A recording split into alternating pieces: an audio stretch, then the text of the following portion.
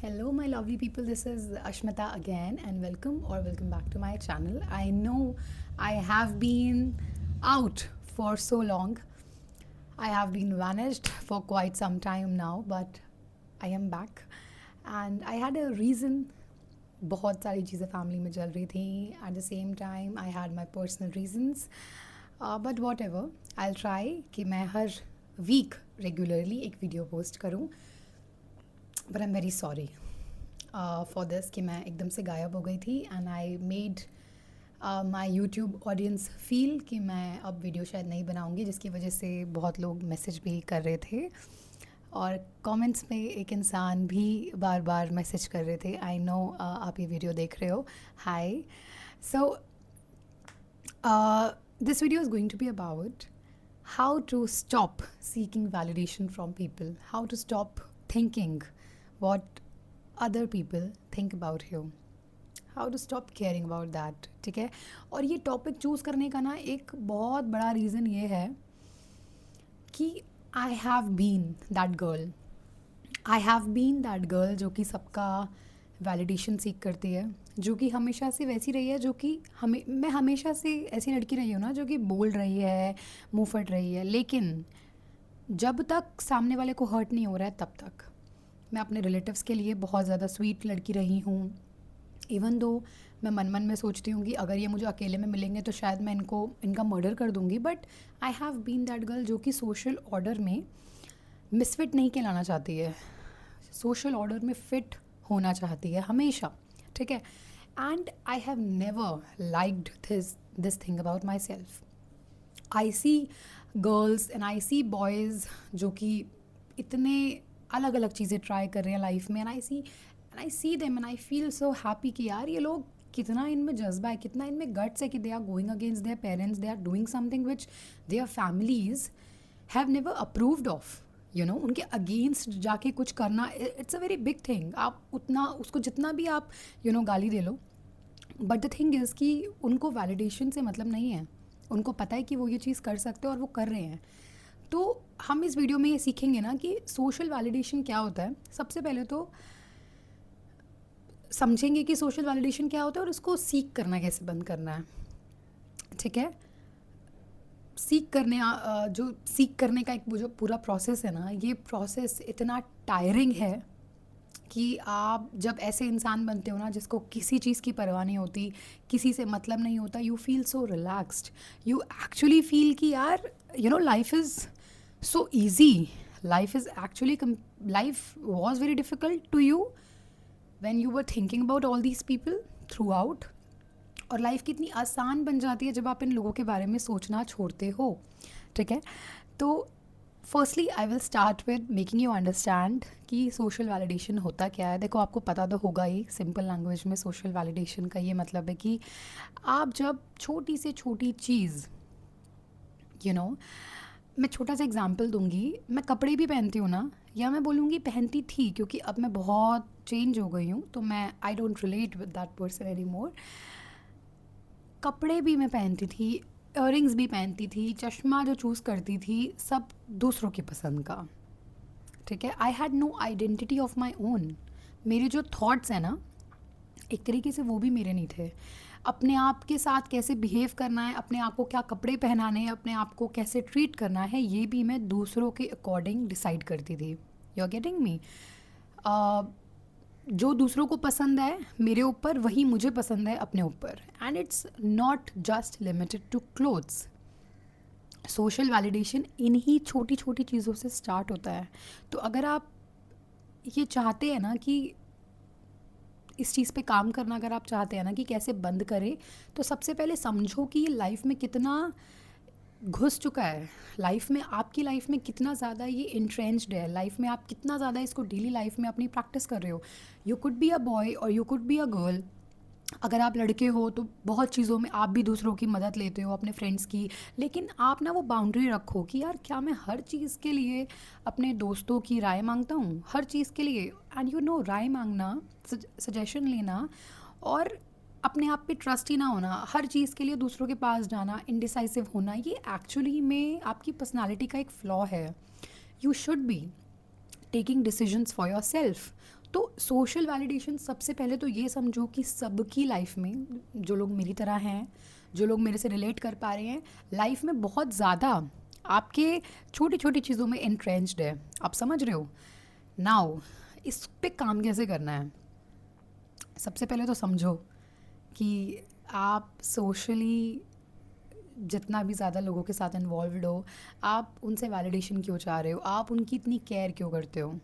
You know why you think about their opinion when you से कि आप अपने आप वैलिडेशन ले रहे हो, या आप बहुत सोचते हो दूसरे आपके बारे में क्या सोच रहे हैं इस चीज़ से, या दूसरे आपको कैसे देखना चाह रहे हैं वैसे ही आप खुद को देखना चाह रहे हो। बेसिकली जब आप ये सब कर रहे होते हो ना, इसका मतलब ये है कि आप अपने आप को हायरार्की में बहुत नीचे प्लेस करते हो, एंड आप लोगों के ओपिनियंस और लोगों के थॉट्स को अपने से बहुत ऊपर प्लेस करते हो।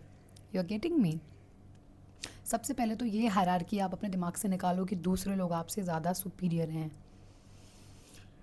Now what you have to do is, now we are talking about how to tackle this, ठीक है? क्योंकि I have been working on myself for so long now, and I think that I am becoming a better person in this area of my life.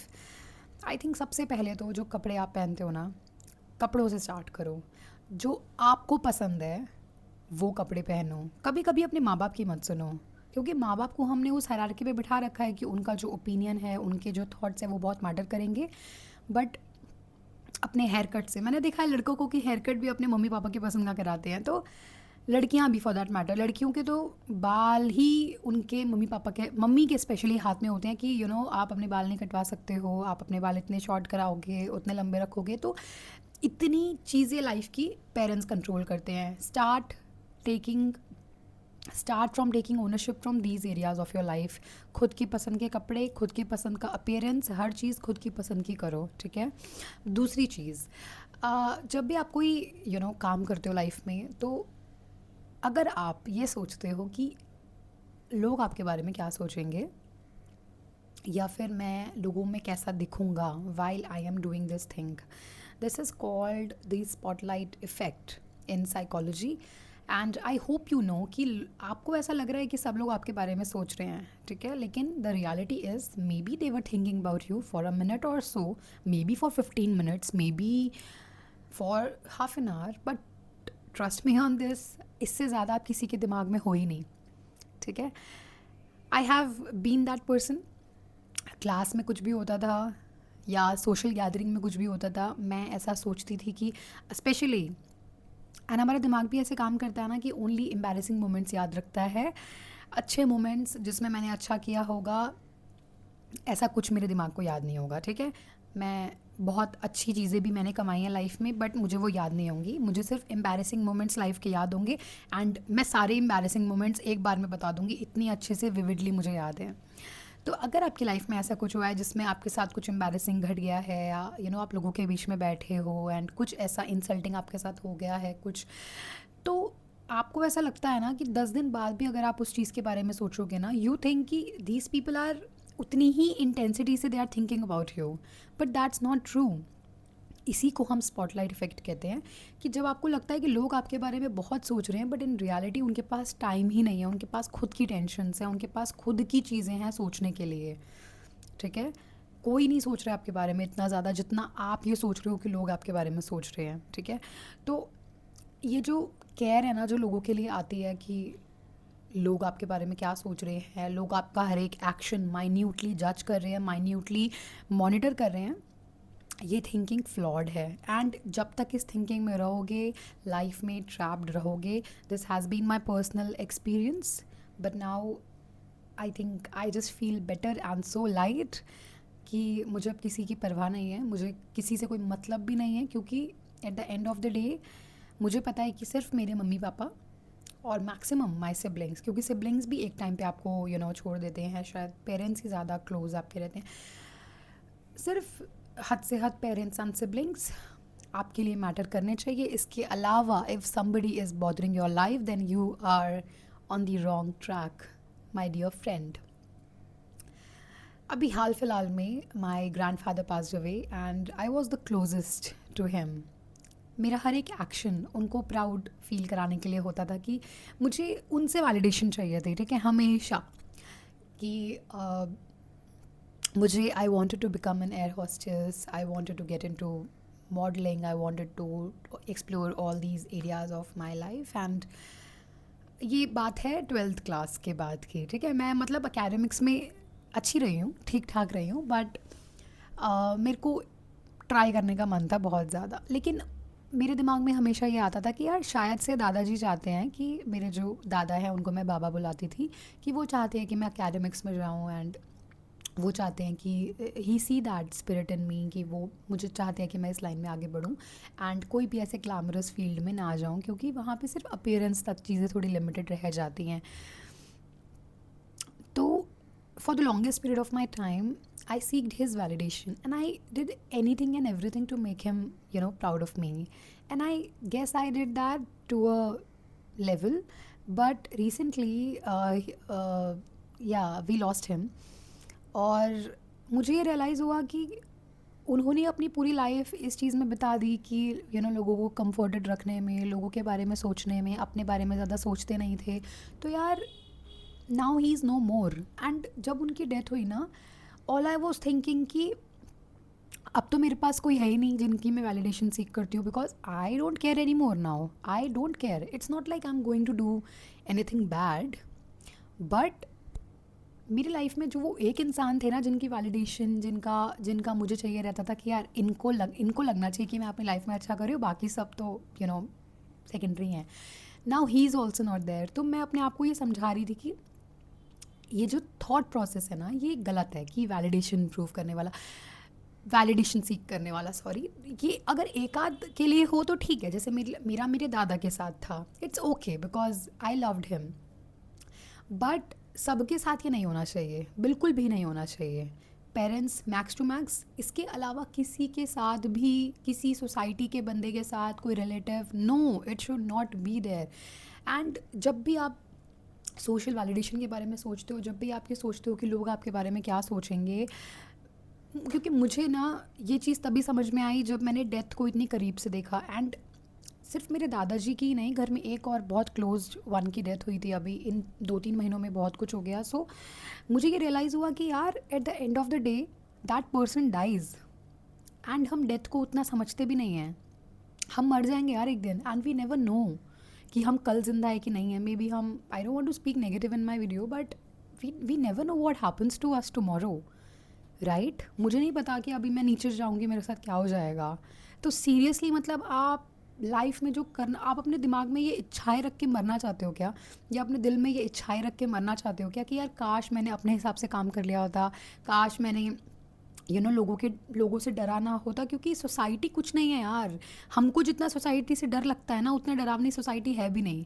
Society सिर्फ इतनी सी चीज़ है जिसको हम इतना बड़ा बना देते हैं just because of our fear कि वो क्या सोचेंगे।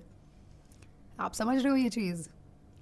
Work on this and do share with me your comments, do share with me कि आपकी लाइफ में वो टर्निंग मोमेंट कब आया था। जैसे मेरी लाइफ में अभी रिसेंटली आया है, आपकी लाइफ में वो मोमेंट कब आया था when you really stopped thinking what others think of you. And let me know in the comments what you thought about this video, what you felt, how you felt, and make sure you like, share and subscribe my channel. Nice meeting you all. Bye bye.